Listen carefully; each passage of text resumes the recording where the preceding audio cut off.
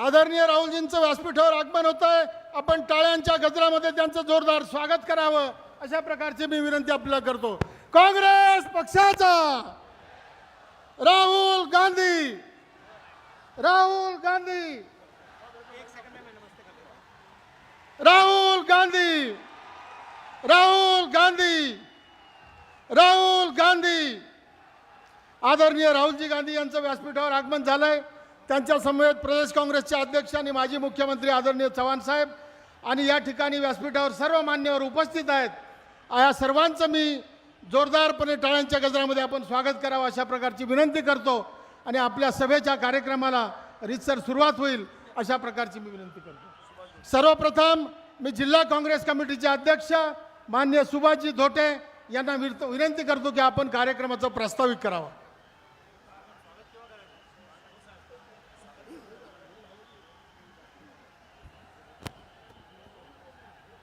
चंद्रपूर लोकसभा निवडणुकीच्या प्रचारासाठी आलेले आमचे नेते, देशाचे नेते सन्माननीय राहुलजी गांधी, या कार्यक्रमासाठी आमचे प्रांताध्यक्ष अशोक चव्हाण साहेब, आपल्या पक्षाचे उमेदवार चंद्रपूर लोकसभेचे सन्माननीय बाळूभाऊ धानोरकर, गडचिरोलीचे उमेदवार डॉक्टर नामदेवरावजी उसेंडी, सर्व व्यासपीठावर प्रमुख कार्यकर्ते, आपण उपस्थित सर्व बंधू भगिनींनो, विशाल असा जनसमुदाय, आपले नेते सन्माननीय राहुलजी गांधी आपल्यासमोर आता उपस्थित झालेले आहे. काँग्रेस पक्षाचा जो काम आहे, काँग्रेस पक्षाचं कार्य आहे ते आपल्याला एक 15-20 मिनिटाच्या भाषणामध्ये सांगणार आहे. परंतु मी दोन गोष्टी सांगू इच्छितो की काँग्रेस पक्षाने विशेषतः आमचे युवा नेते राहुल गांधींनी जो एक नारा दिलेला आहे, जो एक परवा जाहीरनामा प्रसिद्ध केलेला आहे, त्या जाहीरनाम्यात त्यांनी एक न्याय नावाची योजना प्रत्येक शेतकरी कुटुंबाला दरवर्षी 72,000 रुपये वर्षाचे आणि 6,000 रुपये महिन्याचे पॅकेज देण्याची त्यांनी घोषणा केलेली आहे. दुसरी घोषणा, शेतकऱ्यासाठी जर काँग्रेस पक्ष सत्तेमध्ये आला तर शेतकऱ्यासाठी स्वतंत्र बजेट त्याच्या विषयावर ते करणार आहे.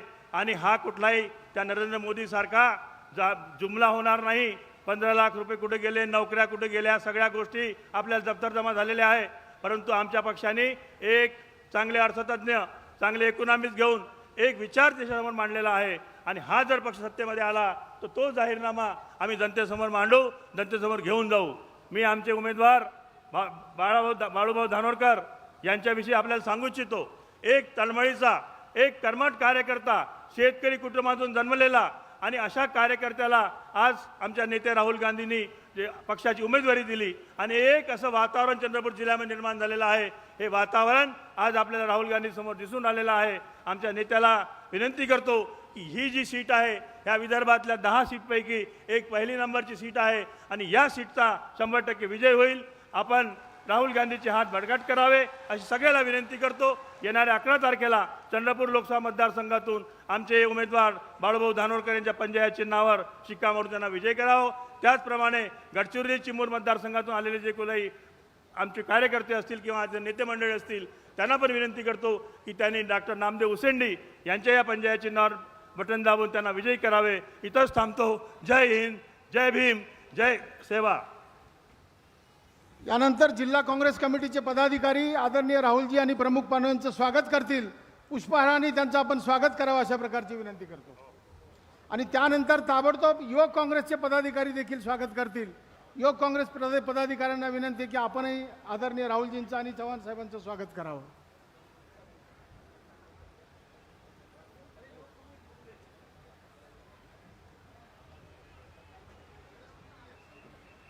काँग्रेस पक्षाचा, काँग्रेस पक्षाचा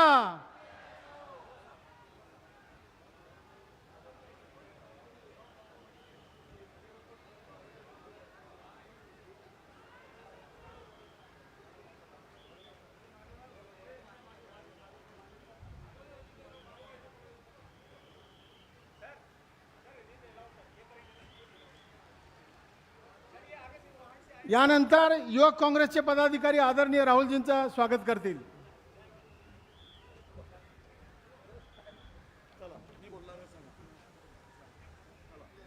काँग्रेस पक्षाचा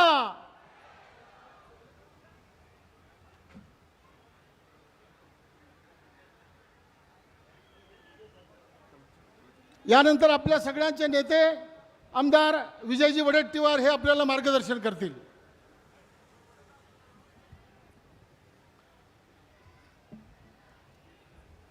भारतीय राष्ट्रीय काँग्रेसचे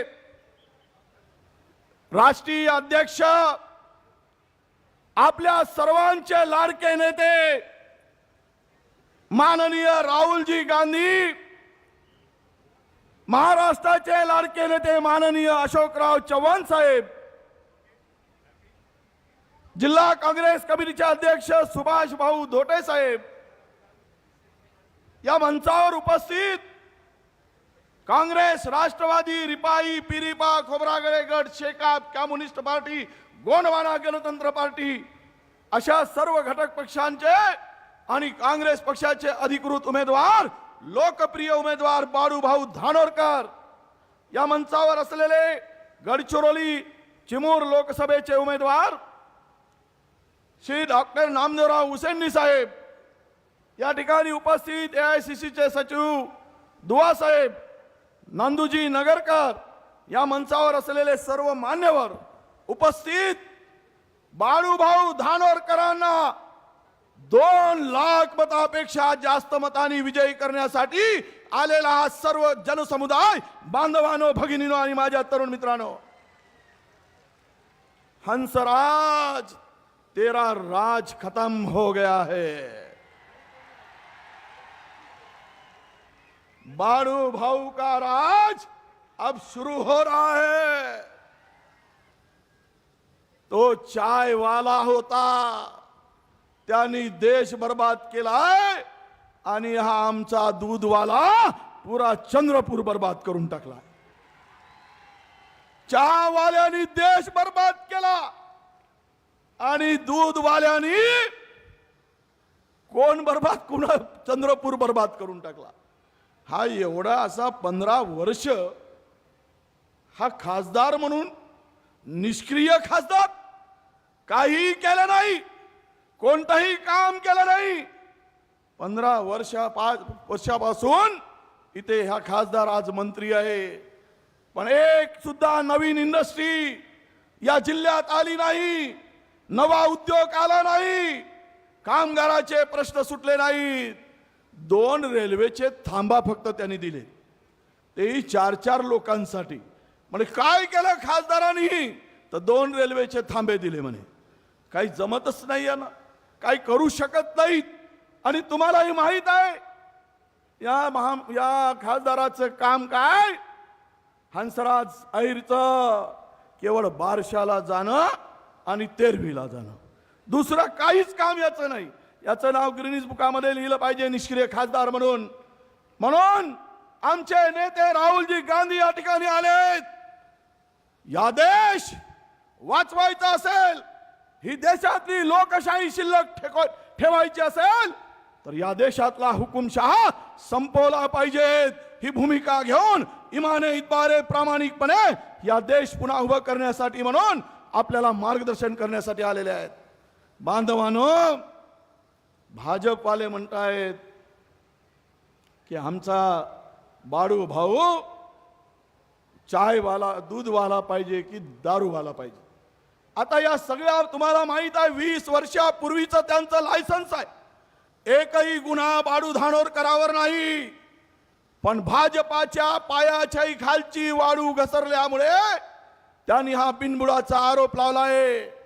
पण या जिल्ह्यामध्ये दारूबंदी झाली, मुनगंटीवारांनी दारूबंदी केली. काय हो, झाली का दारूबंदी? झाली काय? अरे 50 रुपयाची नीप आता 200 रुपयाला भेटते.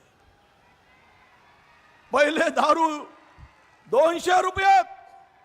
पहिले जर माणूस मजुरी करून आलाय तर 50 रुपयाची दारू प्यायचा ना 150 रुपये माझ्या भगिनीच्या हातात आणून द्यायचा. पण या नालायक लोकांच्या कर्तृत्वामुळं 200 कमवते ना 200ची दारू पिऊन येते आणि बायकोला म्हणते मटण कर. म्हणून तुम्हाला सांगतो, दिवस वाईट आहेत. आजकाल भाजपवाल्याच्या मटणाच्या पार्ट्या खूप जोरात सुरू आहेत. चिकन पार्टी, मटन पार्टी जोरात भाजपची सुरू आहे. अरे कोणाचंही खा मटण, पण दाबा मात्र पंजाची बटन. नाहीतर वाटीभर रस्सा आणि एक एक ठुसा 5 वर्ष बोंबलत बसा. अशी पाडी आली नाही पाहिजे. बेरोजगार वैतागला, उद्योगपती वैतागला, उद्योगवाला वैतागलाय, शेतकरी परेशान झालाय. 5 वर्ष बर्बाद झाले. पण भुलले ना तुम्ही 5 वर्षापूर्वी पांढऱ्या दाढीचा मिशीचा बोवा टीव्हीवर आला की टीव्ही पाहत बसत होते. म्हणे अच्छे दिन चाहिए क्या नहीं. लोक म्हणे चाहिए. 2 करोड रोजगार चाहिए क्या नहीं. लोक म्हणे चाहिए. भेटला ना आंबाडीचा भुरका. काय दिलं? फसवलं जनतेला. बाळूभाऊ धानोरकर सारखा सक्षम उमेदवार दिलेला आहे. हा पैलवान हंसराज अहिरला 4 मुंड्या चित केल्याशिवाय राहणार नाही. आणि त्यांना माननीय राहुल गांधीजींना आपण सगळे हात वर करून विश्वास द्या की बाळूभाऊंना आम्ही, राहुलजी आम्ही निवडून देत आहोत. सगळे हात वर करून राहुल गांधींना विश्वास द्या. आदरणीय आमच्या नेत्यांना विश्वास द्या की ही सीट आपण साहेब राहुल जी आपने ये सीट 15 साल से यहाँ पे खासदार नहीं था. आपने बाळू भाऊ धानोरकर को सीट दिया. हम आपको विश्वास दिलाते हैं, हमारी जनता विश्वास दिलाती है कि आपके लिए आपको इस कॉन्स्टिट्यूंसी से बाळू धानोरकर को हम चुना के भेजेंगे, भारी मतों से चुना के भेजेंगे. ये हम आपको विश्वास दिलाते. आपने जो काम 3 राज्य में किया था, नेता कैसा चाहिए, राहुल जी ने कहा था, हमारे नेता ने कहा था कि हमारे 3 राज्यों की सत्ता दीजिए. हम 10 दिन के अंदर हम लोग कर्जा माफ करेंगे. राजस्थान, छत्तीसगढ़ और मध्य प्रदेश की. राहुल जी ने जो बोला वो करके दिखाया. ऐसा नेता आपको चाहिए जो बोलते हैं वो ही करते हैं. आपको इसलिए मैं विनती करने आया हूं कि ये दोनों हमारे हुसैन जी चंद्रपुर से, अपने गढ़चिरौली से, और हमारे धानोरकर जी चंद्रपुर से, दोनों उम्मीदवारों को भारी वोटों से जिताकर हमारे नेता राहुल गांधी जी का हाथ मजबूत करिए. इसी के साथ आपको बहुत जो लाखों की संख्या में आए, सब रिकॉर्ड आपने तोड़ दिए. आपको दिल से बधाई देता हूं, आपको शुभेच्छा देता हूं और मेरे शब्दों को विराम देता हूं. धन्यवाद. जय हिंद, जय भीम, सलाम वालेकुम, जय सेवा, जय महाराष्ट्र.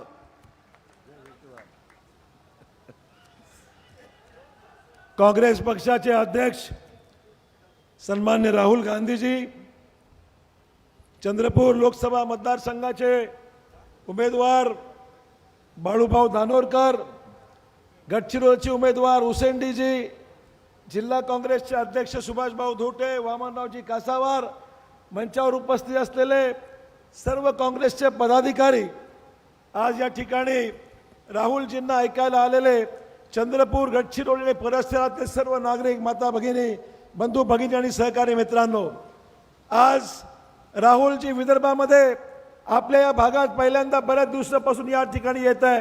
जोरदार टाळ्यांनी या ठिकाणी राहुलजींचं स्वागत आपण सर्वांना करायचं आहे.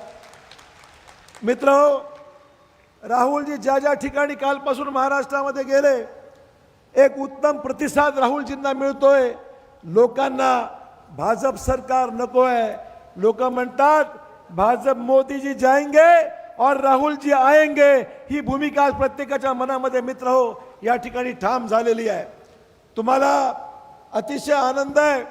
तुम्हाला हवा असलेला उमेदवार तुम्ही मागणी केली की बाळू धानोरकरला तिकीट द्या आणि राहुल गांधींनी तुमच्या मागणीप्रमाणे धानोरकरांना तिकीट दिलेलं आहे. आणि म्हणून आपल्या सर्वांची जिम्मेदारी आज बनलेली आहे की धानोरकरांना चांगल्या मताधिक्याने आपण निवडून दिलं पाहिजे. मित्रहो, अनेक कारणं आहेत. आपण पाहतोय लोकांना नोकऱ्या मिळाल्या नाहीत. या 5 वर्षामध्ये बेरोजगारी वाढली आणि भारत देश हा सगळ्यात मोठा बेरोजगारांचा देश झालेला आहे. लोकांना पकोडे विकायचं सांगण्याची भूमिका या सरकारची आहे. यांना लाज वाटत नाही. मित्रो, आपण पाहतोय 15 लाखाचं आश्वासन यांनी दिलं, त्याची पूर्तता केली नाही. शैक्षणिक संस्था, शाळा लोकांच्या बंद करून टाकल्या आणि मुलांना शिक्षणापासून वंचित ठेवलं. आणि शेतकऱ्यांची कर्जमाफी मिळाली का बाबा? कोणाला इकडे सांगा मला, मिळाली का कर्जमाफी?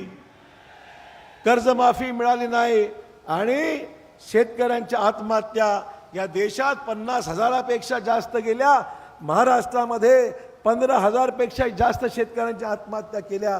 स्वतःच्या चितेवर स्वतःला अग्नी देणारा शेतकरी महाराष्ट्रातल्या अनेक ठिकाणी आपण पाहिलेले आहेत. लाज वाटत नाही या सरकारला? मित्र हो, एवढी अवस्था महाराष्ट्राची कधीही झाली नव्हती. एवढ्या अधोगतीला आपला महाराष्ट्र लागलेला आहे. आपण पाहाल, याचा एक नमुना म्हणून मध्य प्रदेश, छत्तीसगड, राजस्थान या तीन ठिकाणच्या 72 मतदारांनी भाजपला खाली खेचलं, पायउतार केलं. आता बारी आहे महाराष्ट्राची आणि देशाची. आपण पाहाल, तुमच्या सर्वांच्या आशीर्वादाने राहुल गांधींना आम्हाला देशाचा प्रधानमंत्री पाहायचे, हो की नाही? पाहायचंय ना आपल्याला?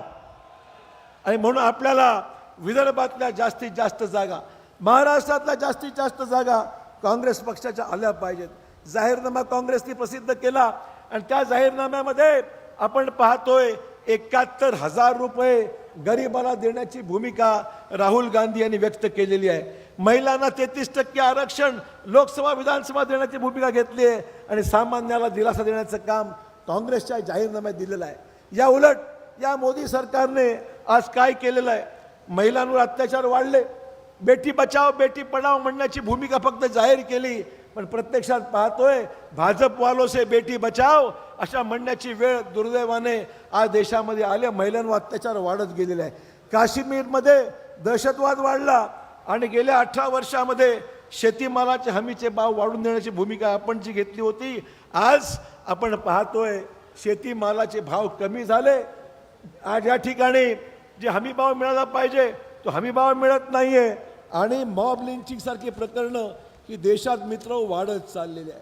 आणि मला म्हणून मित्र सांगायचंय, शेतकऱ्याची अवस्था दयनीय, बेरोजगारांचे प्रश्न अतिशय कठीण झालेले, देशामध्ये कायदा आणि सुव्यवस्था अडचणीमध्ये आलेली आहे.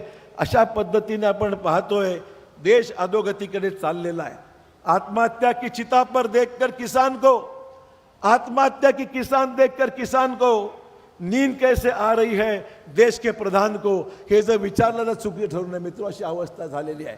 आणि म्हणून ज्यांच्या हातामध्ये देशाच्या चाव्या जनतेने दिल्या होत्या, 5 वर्षापूर्वी ज्यांच्या हातामध्ये देशाची सूत्र दिली होती, तो चौकीदार असा चौकीदार आपल्याला मिळाला की ज्यांनी देशाची संपत्ती लुटून घेतली, मालामाल झाले, पैशातून सत्ता आणि सत्तेतून पुन्हा पैसा हे कळवण्याचं साधन यांनी लोकशाहीची विटंबना करून या देशाचं नुकसान केलेलं आहे मित्र. आणि अशा सगळ्या परिस्थितीमध्ये आपण काय बघत बसणार आहात का? आपल्याला पीक कर्ज मिळत नाही, धानाला भाव मिळत नाही. मला सांगायला मुद्दाम आठवतंय, आपल्या काळामध्ये ज्यावेळेस प्रश्न निघाले होते, शेतकरी अडचणीमध्ये आले होते, राज्याचा मुख्यमंत्री म्हणून देशामध्ये महाराष्ट्रामधल्या तमाम शेतकऱ्यांची कर्जमाफी सोनिया गांधींनी सांगितलं, मनमोहन सिंग साहेबांनी सांगितलं आणि कर्जमाफी आपण एका रात्रीमध्ये जाहीर केली होती. हे मला मुद्दाम आठवण करून दिली पाहिजे. यांची कर्जमाफी चालूच आहे. 2 वर्ष झाली तरी कर्जमाफी पूर्णपणे झालेली नाही आणि लोकांना काही कर्ज मिळत नाही, कर्जमाफी झालेली नाही. शेतकरी विवंचनेमध्ये मित्र, अशा प्रकारची अवस्था झालेली आहे. विदर्भाकडे लक्ष देण्याची प्रवृत्ती या सरकारने, मला सांगा, नागपूरच्या पलीकडे काय पाहिलंय का?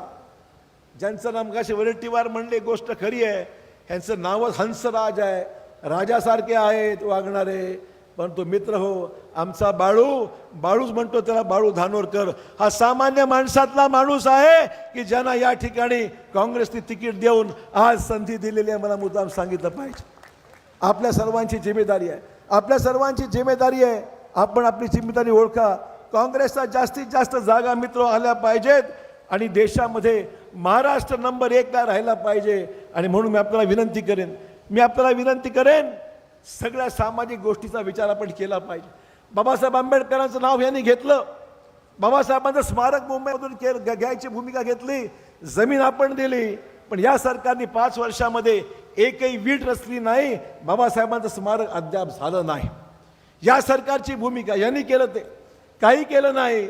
आहे तशीच घोषणा केली, फक्त भूमिपूजन पंतप्रधानांनी केलं. 2 वर्ष झाली, काही झालं नाही.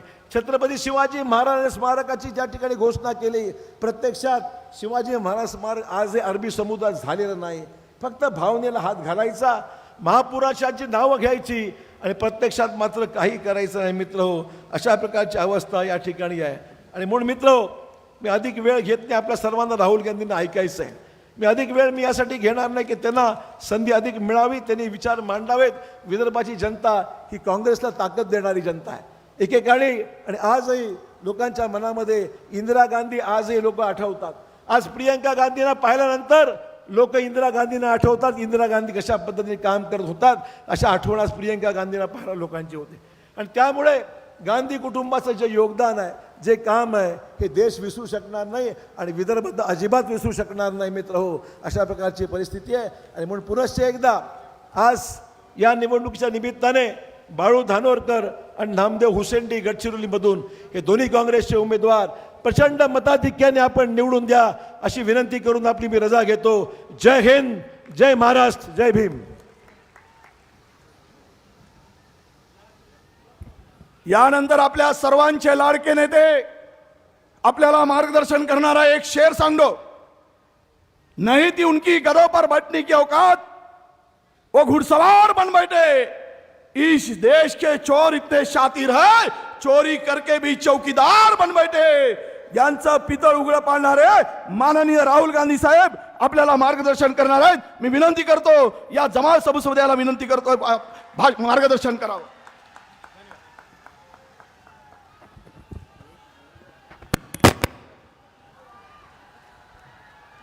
नमस्कार. अशोक चौहान जी, विजय वदेत्तर जी, सुभाष धोटे जी, नंदू नागरकर जी, हमारे कैंडिडेट्स सुरेश धांदरकर जी, नामदेव हुसेंडी जी, पार्टी के हमारे सब कार्यकर्ता, यूथ कांग्रेस, NSUI, महिला कांग्रेस, सेवा दल के हमारे सब लोग, NCP के नेता, NCP के कार्यकर्ता, भाई और बहनों, प्रेस के हमारे मित्रों, आप सबका यहाँ बहुत बहुत स्वागत. इतनी गर्मी में आप आए, मेरी बात सुनने आए, इसके लिए आप सबको बहुत बहुत धन्यवाद. और गुड्डी पाड़वा के लिए आप सबको बहुत बहुत शुभकामनाएं.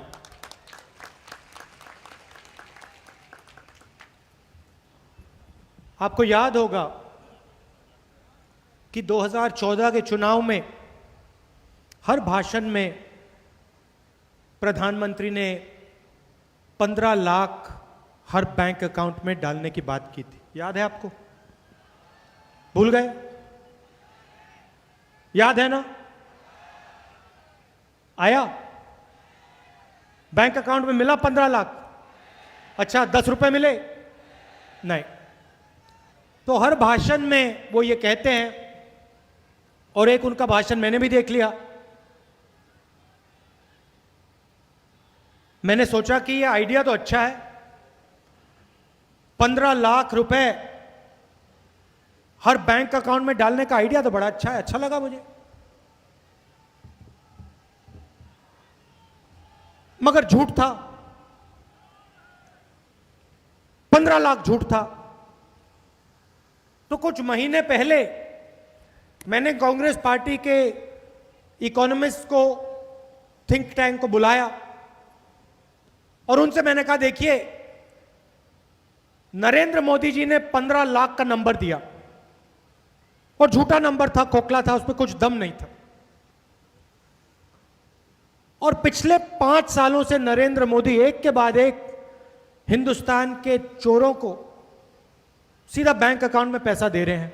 नीरव मोदी को 35,000 करोड़, विजय माल्या 10,000 करोड़, अनिल अंबानी 45,000 करोड़ रुपए बैंक से, 30,000 करोड़ रुपए राफेल घोटाले में. तो मैंने कांग्रेस की थिंक टैंक से पूछा, एक बात बताओ, अगर हम चाहते हैं कि हिंदुस्तान के 20% सबसे गरीब लोगों के बैंक अकाउंट में हम हर महीना पैसा डालें, तो कितना पैसा डाल सकते हैं? पहला सवाल, क्या यह किया जा सकता है? और दूसरा सवाल, मुझे नंबर दो। मैं बड़े मतलब बड़ी थ्योरी नहीं चाहता, किताब देखना नहीं चाहता, मैं एक नंबर चाहता हूं। नरेंद्र मोदी ने 15 लाख का झूठा नंबर दिया, मैं सच्चा नंबर चाहता हूं। वो गए 5-6 महीने उन्होंने काम किया। मैंने उनसे एक और बात कही, हम अर्थव्यवस्था को नष्ट नहीं करना चाहते, तो जो भी नंबर आप मुझे दोगे उससे देश की अर्थव्यवस्था को फायदा होना चाहिए, नुकसान नहीं होना चाहिए। 6 महीने बाद वापस मेरे पास आए, कागज पे उन्होंने एक नंबर लिख के मुझे दे दिया।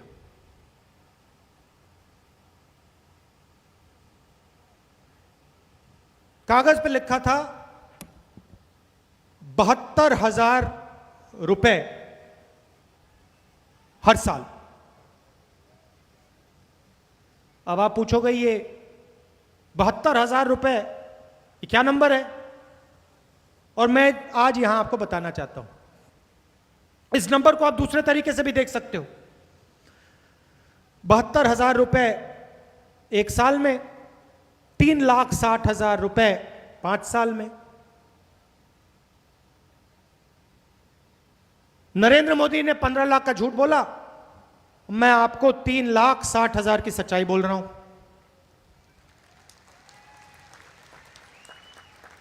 मैं स्टेज से कह दूंगा कि 15 लाख रुपए आपके बैंक अकाउंट में नहीं डाला जा सकता।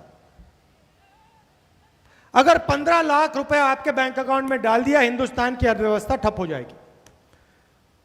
मगर 3,60,000 रुपए हिंदुस्तान के 20% सबसे गरीब परिवारों के बैंक अकाउंट में हिंदुस्तान की सरकार डाल सकती है। यह सच्चाई है। अभी ताली मत बजाओ, थोड़ा ठहरो, क्योंकि आगे जाना है। कांग्रेस पार्टी ने निर्णय लिया है, और मैं स्टेज से आपको गारंटी कर रहा हूं, झूठ नहीं बोलता हूं मैं, आपसे रिश्ता बनाना है।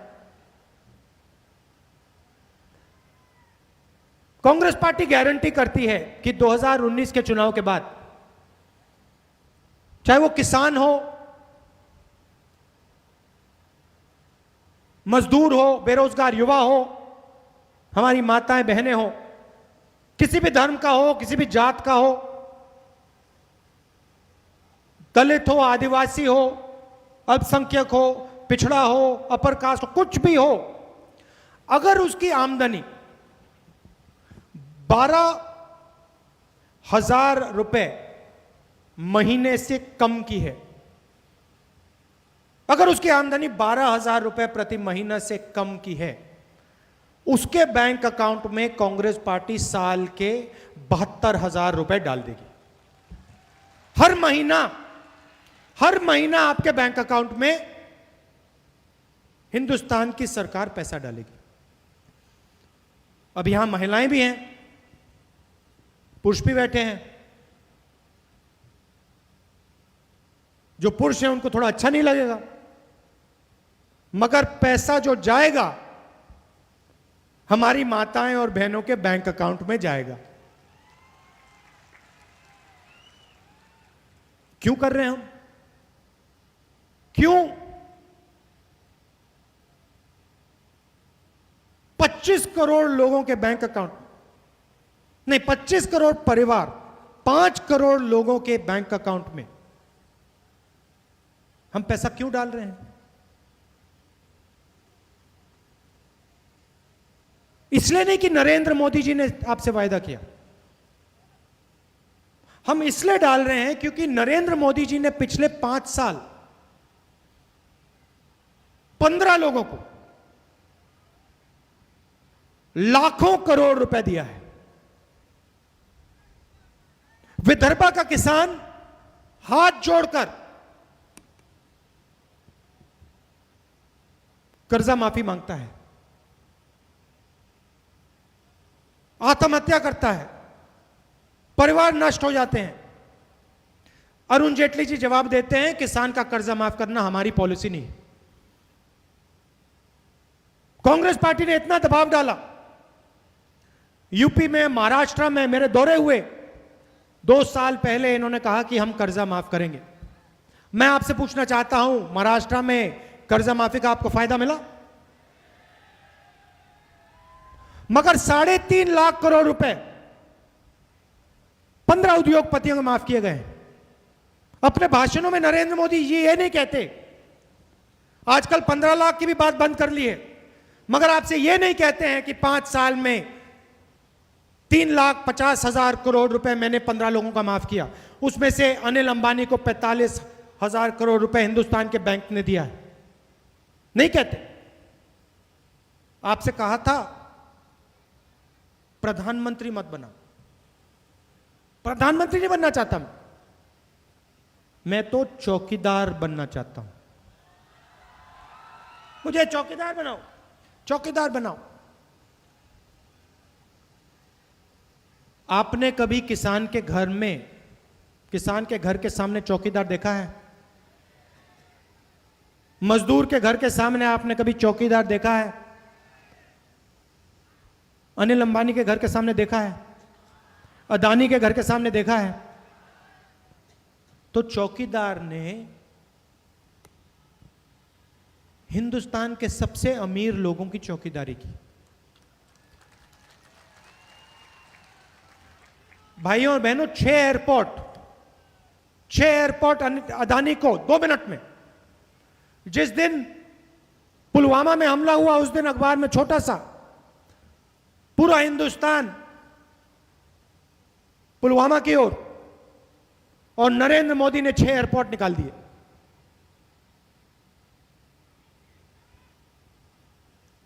पहले नारा चलता था अच्छे दिन आएंगे, अब देखिए नया नारा चला है, चौकीदार चौकीदार चौकीदार।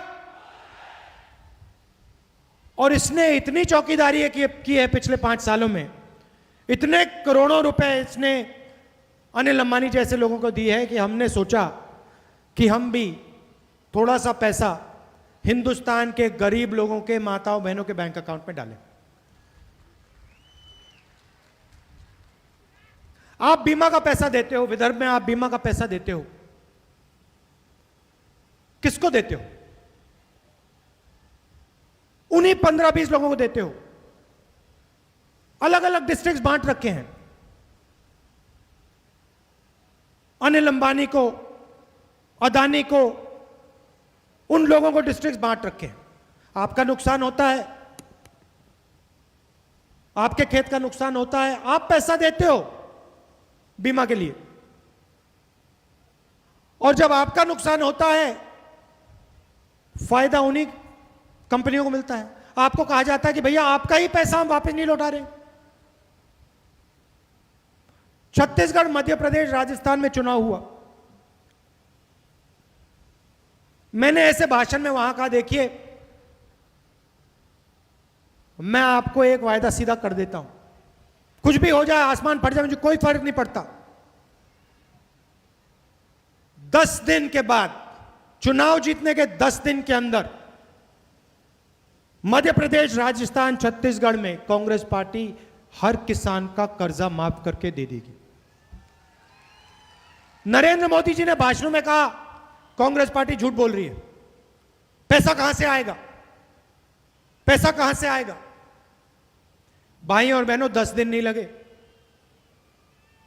2 दिन, 2 दिन के अंदर छत्तीसगढ़, राजस्थान, मध्य प्रदेश के सब किसानों का कर्जा माफ करके हमने दे दिया। पैसे की कोई कमी नहीं, कोई कमी नहीं है इस देश में पैसे की। आपको गुमराया जा रहा है, कंफ्यूज किया जा रहा है। हां, अगर किसान पैसा मांगे,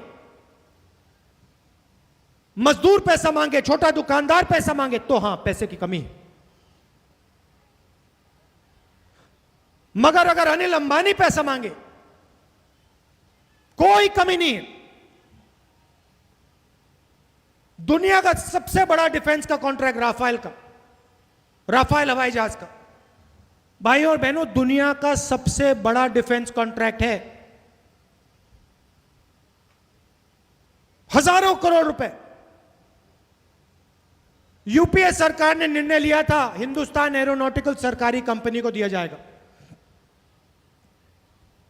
हवाई जहाज हिंदुस्तान में बनेगा, महाराष्ट्र में फैक्ट्री लगेगी, कर्नाटक में फैक्ट्री लगेगी, आंध्र तेलंगाना अलग अलग प्रदेशों में हवाई जहाज बनाया जाएगा।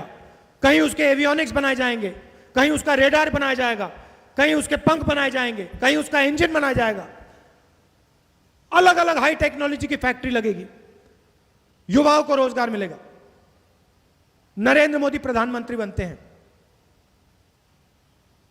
526 करोड़ रुपए का हवाई जहाज था। फ्रांस जाते हैं अनिल अंबानी के साथ। फ्रांस का राष्ट्रपति कहता है कि हिंदुस्तान का प्रधानमंत्री हमसे मिला और उसने हमें साफ बता दिया, अगर हिंदुस्तान राफेल हवाई जहाज खरीदना चाहती है तो 2-3 चीजें करनी पड़ेंगी। सबसे पहले हिंदुस्तान एरोनॉटिकल लिमिटेड को परे करो। दूसरी बात, हिंदुस्तान में हवाई जहाज बनाने की कोई जरूरत नहीं, हवाई जहाज फ्रांस में बनेगा। और तीसरी बात, अनिल अंबानी को कॉन्ट्रैक्ट मिलेगा। चौथी बात, 526 करोड़ का हवाई जहाज 1600 करोड़ रुपए में आप खरीदिए। फ्रांस का राष्ट्रपति कहता है, मैं नहीं कह रहा हूं, मैं उसकी बात दोहरा रहा हूं। इंटरनेट पे जाइए, नाम हॉलैंड है उसका, आपको मिल जाएगा। 30,000 करोड़ रुपए सीधा उसके जेब में, अनिल अंबानी की जेब में। अनिल अंबानी ने जिंदगी में हवाई जहाज नहीं बनाया। मैं कह रहा हूं उसको आपने कागज पकड़ा दिया और उससे कहा भैया एक काम कर, कागज का हवाई जहाज बना दो, वो कागज का हवाई जहाज नहीं बना पाएगा। 30,000 करोड़ रुपए उसकी जेब में। नरेंद्र मोदी उसको अनिल भाई कहता है, आपको मित्र कहता है, आपको कहता है मित्रों, उसको कहता है भाई। आपको कहता है कि किसान का कर्जा माफ नहीं होगा, उसको कहता है ये लो 30,000 करोड़ रुपए। और अनिल अंबानी जैसे लोग नरेंद्र मोदी की मार्केटिंग करते हैं, धड़ाधड़ टीवी पे दिन भर। सीधी सी बात। और हम न्याय चाहते हैं। अगर आप गरीबों को पैसा नहीं देना चाहते हो, 72,000 रुपए साल का जो है योजना का नाम न्याय रखा है, अगर आप गरीबों को पैसा नहीं देना चाहते हो तो ठीक है, मैं समझता हूं, तो फिर उनको भी मत दो। अगर आप किसान का कर्जा माफ नहीं करना चाहते हो, ठीक है, मैं समझता हूं, तो फिर अनिल अंबानी का मत करो, विजय माल्या का मत करो, नीरव मोदी का मत करो।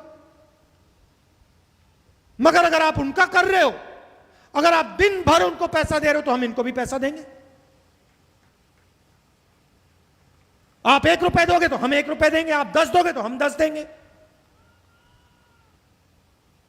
2 हिंदुस्तान बनाना चाहते हैं, एक अनिल अंबानी, मेहुल चोकसी, नीरव मोदी, चमकती हुई गाड़ी, प्राइवेट हवाई जहाज, और दूसरा आत्महत्या, भूख, डर, बेरोजगारी। मेक इन इंडिया कहा नरेंद्र मोदी ने, 45 साल से ज्यादा बेरोजगारी आज हिंदुस्तान में। आप लोग जानते हो, यहां आपके सब बिजनेस बंद हो गए, हुए नहीं हुए, इंडस्ट्री खत्म हुई नहीं हुई। अच्छा एक और बात बताओ, नोटबंदी से फायदा हुआ? यहां पे आपको कोई एक व्यक्ति है जो हाथ उठा के कह सकता है हां नोटबंदी से मुझे फायदा हुआ? कोई है यहां पे? आप किसी भी स्कूल में चले जाओ, 10 साल के बच्चे से पूछो भैया एक बात बताओ, अगर 500 रुपए 1000 रुपए का नोट रद्दी कर दिया, खत्म कर दिया, तो क्या होगा, फायदा या नुकसान? 12 साल का बच्चा कहेगा भैया, हाथ जोड़ के कहेगा नहीं, मैं टॉफी नहीं खरीद पाऊंगा, नुकसान होगा। मगर यह बात हिंदुस्तान के प्रधानमंत्री को नहीं समझ आई। हंसते हुए कहा 500 रुपए 1000 रुपए का नोट रद्दी, हा हा हा हा हा हा हा। मतलब इतनी भी समझ नहीं। छोटे business, middle size business, industry खत्म हो गई, लाखों लोग बेरोजगार हो गए। फिर कहते हैं फांसी पे चढ़ा देना मुझे, काले धन के खिलाफ लड़ाई है, फांसी पे चढ़ा देना मुझे। काले धन की लड़ाई थी, आप सब बैंक के सामने खड़े थे, लाइन में आपने चोरों को देखा या ईमानदार लोगों को? लाइन में हिंदुस्तान के भ्रष्ट लोग दिखे? अनिल अंबानी दिखा? लाइन में किसान थे, मजदूर थे, माताएं बहनें थी, बेरोजगार युवा थे, और जो काले धन वाले थे उन्होंने अपना पूरा काला धन निकाल कर सफेद में बदल दिया। उसके बाद कहते हैं जीएसटी, गब्बर सिंह टैक्स। जो दुकानदार छोटे बिजनेस वाले बच गए उनको जीएसटी से मारा। हर महीने फॉर्म भरो, हर महीने कोई ना कोई आकर रिश्वत लेगा। 5 अलग अलग टैक्स, 28% टैक्स। किसको फायदा हो रहा है इसका? हर रोज दाम बढ़ते जा रहे हैं, पेट्रोल के दाम बढ़ते जा रहे हैं। 2019 में चुनाव जीतेंगे, गब्बर सिंह टैक्स को सच्ची जीएसटी में हम बदल के दे देंगे। एक टैक्स होगा, कम से कम टैक्स होगा, सरल टैक्स होगा। और किसानों के लिए जैसे पहले रेलवे बजट होता था, अलग बजट होता था, सबको पता लग जाता था कि भैया रेलवेज में इतना पैसा जा रहा है, वैसा हम किसानों को अलग बजट देंगे। हर साल आप देखोगे भैया इतना पैसा किसानों को दिया जा रहा है, दूध का दूध, पानी का पानी हो जाएगा। अच्छा, एक और बात, नीरव मोदी, अनिल अंबानी, मेहुल चोकसी बैंक लोन लेते हैं, पैसा वापस नहीं देते, जेल नहीं जाते। मगर विदर्भा का किसान बैंक लोन लेता है, अगर पैसा वापस नहीं दे पाता तो उसको एकदम पकड़ के जेल में डाल देते हैं। यह अन्याय क्यों? या तो दोनों को डालो अंदर, या नीरव मोदी को, अनिल अंबानी को डालो, या फिर किसी को नहीं डालो। तो हमने निर्णय लिया है 2019 के बाद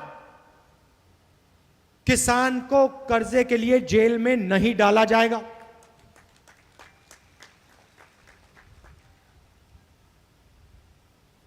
तो ये सब चीजें की जा सकती हैं। बैंक का पैसा युवा एंटरप्रेन्योर्स को दिया जा सकता है। छोटा सा और उदाहरण देना चाहता हूं। मैनिफेस्टो में विदर्भा में युवा बिजनेस खोलना चाहता, पहला काम उसे बिजनेस खोलने से पहले हर डिपार्टमेंट में जाके उसको परमिशन लेनी पड़ती है। 20-25 जगह जाओ, परमिशन लो, उधर रिश्वत दो, बिजनेस चालू नहीं हो, शुरू भी नहीं हुआ, और हर डिपार्टमेंट में रिश्वत दो। तो मैनिफेस्टो में हमने साफ लिख लिया, देखो भैया, अगर कोई भी युवा बिजनेस खोलना चाहता है, 3 साल आपको किसी से कोई परमिशन लेने की जरूरत नहीं, किसी को रिश्वत देने की जरूरत नहीं। आप पहले अपना बिजनेस चालू करो, 20, 25, 30 लोगों को रोजगार दो। एक बार आपका बिजनेस तैयार हो जाएगा, चालू हो जाएगा, शुरू हो जाएगा, फिर जाके सरकार से परमिशन लो।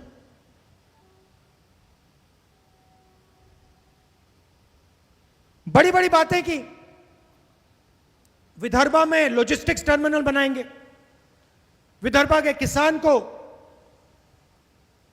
दुनिया के शहरों से जोड़ेंगे। कांग्रेस पार्टी की सोच थी, बड़े एयरपोर्ट बनेंगे, किसान सीधा जाके अपना माल एयरपोर्ट में बेचेगा, फैक्ट्री में बेचेगा, डायरेक्ट सीधा जाएगा, आपका माल जाएगा अमेरिका। क्या किया उसके बारे में? कितना काम किया उस पर, उस योजना पे? किसान की बात आती है, बीजेपी कुछ नहीं करती। आपके खेत के बिल्कुल पास, और यह काम मध्य प्रदेश, राजस्थान, छत्तीसगढ़ में शुरू हो गया है, आपके खेत के बिल्कुल पास फूड प्रोसेसिंग की फैक्ट्री हम लगाना शुरू कर देंगे, जाल बिछा देंगे महाराष्ट्र में। आप सीधा अपना माल फैक्ट्री में बेचोगे, सही दाम आपको मिलेगा, स्टोरेज फैसिलिटी दे देंगे आपको।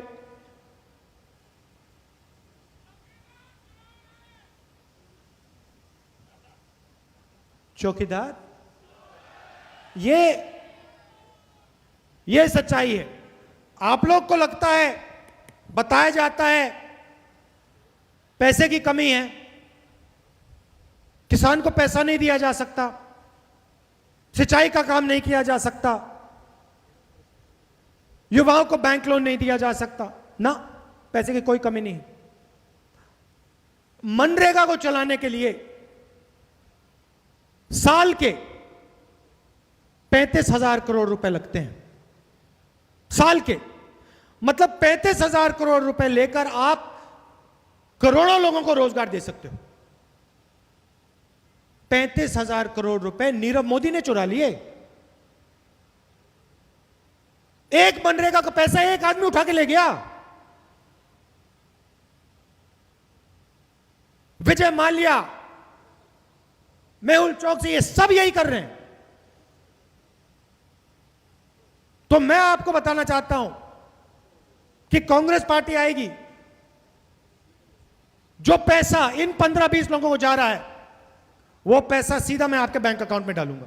मुझे कोई फर्क नहीं पड़ता, कह दो कर दो, लोग जो करना है कर लो, जो कहना है कह लो, मेरे खिलाफ मुझे कोई फर्क नहीं पड़ता। मैं सीधा उठा के 72,000 रुपए साल के हिंदुस्तान के 20% सबसे गरीब परिवारों के बैंक अकाउंट में मैं डाल के दिखा दूंगा। चिल्लाओ जितना चिल्लाना है। नाम न्याय योजना है, न्याय देना चाहते हैं हम। सर्जिकल स्ट्राइक है गरीबी पे, और मैं आपको करके दिखा दूंगा। और दूसरी बात सुनो, ये जो हमारी अर्थव्यवस्था बंद पड़ी है आज, जो ये सब आपकी फैक्ट्रियां बंद पड़ी है, क्यों बंद पड़ी? क्योंकि नरेंद्र मोदी जी ने नोटबंदी की। आपके जेब में से पैसा निकाला, नीरव मोदी के जेब में डाला, अनिल अंबानी के जेब में डाला।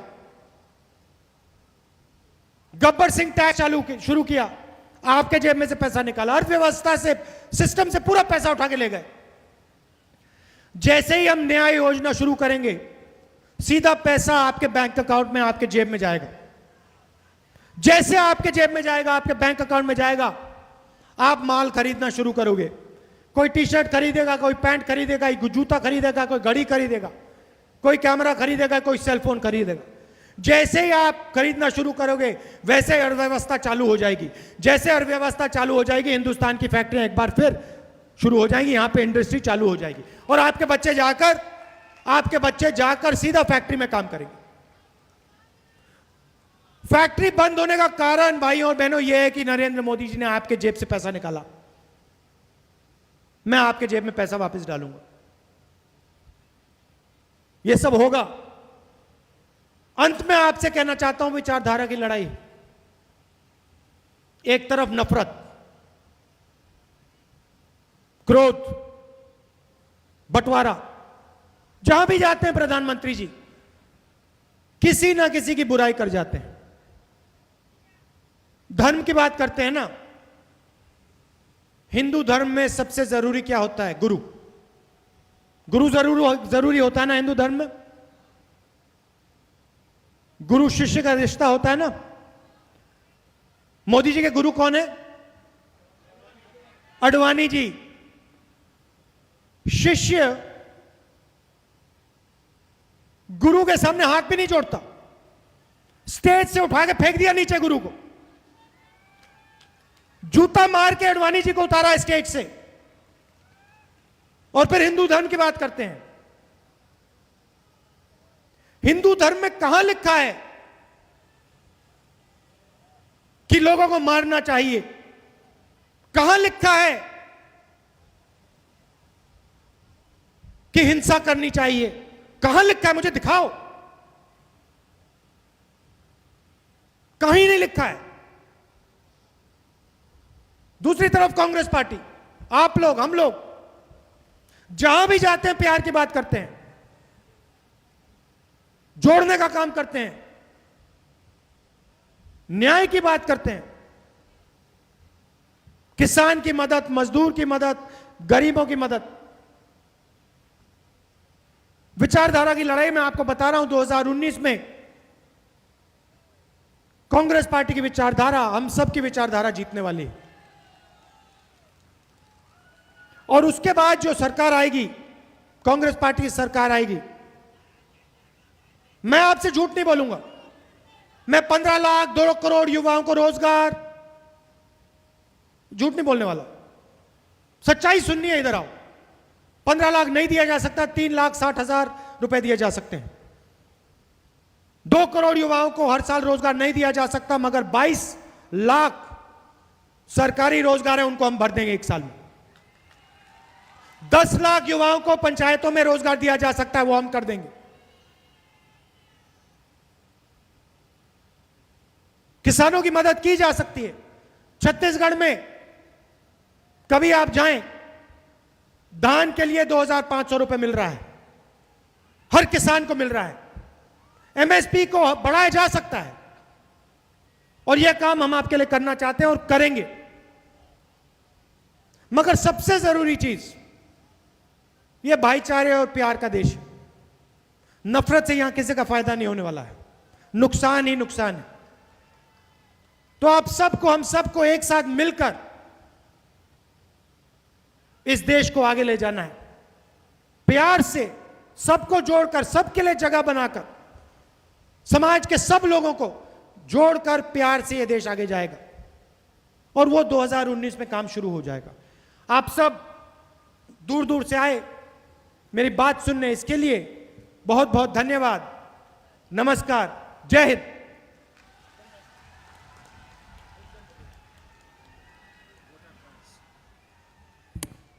आपल्या उमेदवारांनी निर्णय घेतलाय, जेवढा खासदारकीचा मानधन मिळेल ते मानधन स्वतः वापरणार नाही, तर शेतकऱ्याचा विमा उतरवण्यासाठी तो सर्व मानधन वापरण्याचा निर्णय घेतलेला आहे। आपण टाळ्या वाजवून माननीय राहुल गांधींचं स्वागत करावं। राहुल गांधी आगे बढ़ो, एक बार सब हाथ उठाओ, बाळू भाऊ को आगे बढ़ाओ, राहुल जी को आगे बढ़ो, राहुल जी आगे बढ़ो, हम तुम्हारे साथ है। प्रामाणिक नेता, ईमानदार नेता, इनोसंट नेता आपल्याला मिळाला आहे। आपण त्यांचे हात मजबूत करावेत। आपण सर्वजण आलात, आपल्या सर्वांचे स्वागत, धन्यवाद। शहर कांग्रेस कमेटी और जिला कांग्रेस कमेटी के माध्यम से आज यहाँ पर राहुल जी का कार्यक्रम हुआ, उसके लिए एक बार सबका आभार व्यक्त करते हैं और कार्यक्रम यहीं समाप्त करते हैं। धन्यवाद।